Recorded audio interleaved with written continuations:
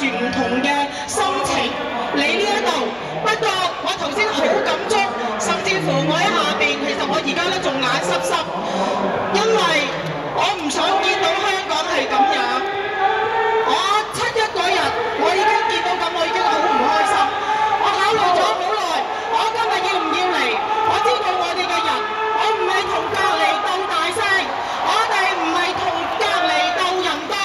不過我見到我哋簡陋嘅後邊嘅橫額，我見到簡陋嘅舞台，但係我見到你哋嘅熱誠同埋真心，我覺得我冇嚟錯。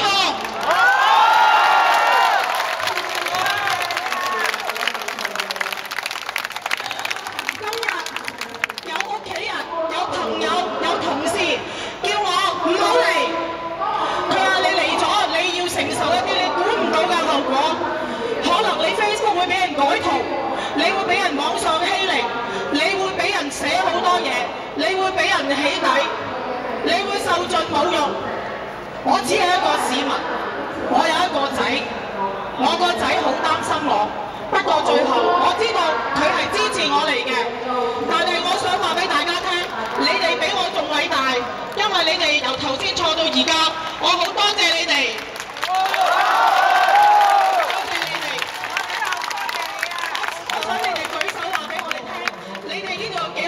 爹哋媽咪，各位爹哋媽咪，你哋好偉大，因為如果我哋香港嘅仔女，我哋嘅下一代，如果嚟到呢個階段，以後落嚟都係咁嘅，我唔知將來嘅社會或者我哋死咗之後會變成點啊？係唔係就係唱幾首歌、嗌幾個口號就改變到一啲事啦？同埋我想大家睇一睇呢樣嘢，其實作為一個家長會嘅聯會代表，我係帶咗唔同嘅聲音係嚟呢度嘅。我唔知後面嘅朋友，你哋聽唔聽到我講嘢啊？如果你聽到我講嘢，多謝你啊，多謝你。其實我今日係扁桃腺發炎，我係食緊藥，食緊消炎藥，我其實係好唔舒服，但係我一定要嚟。同埋咧，我想同大家講一樣嘢，其實2007年喺我嘅聯會成立嘅嗰一日，我有機會第一次見上一屆嘅教育局局長孫明揚，已經同佢講，我哋香港嘅學生係好需要德育。當其時佢話：阿會長，我啱啱上任，不如你俾我了解多啲，我一定係會做好多方面嘅嘢嘅。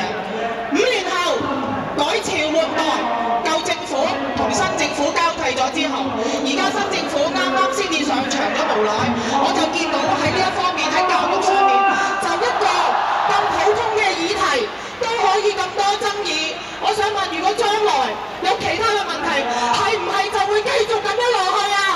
我哋唔可以咁樣㗎。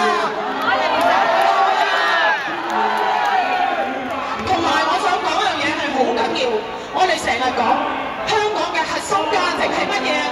我哋係要理性、自由、關愛、包容，同埋我哋要和平啊！咁我哋點樣去自由啊？如果我哋講嘅嘢係要俾隔離、去抹黑、去侮辱、去扭曲嘅，呢啲係自由咩？呢啲唔係我哋去教導我哋小朋友，去翻去同我哋講嘢，要尊重我哋，要珍惜我哋俾佢嘅自由，係唔係啊？各位爸爸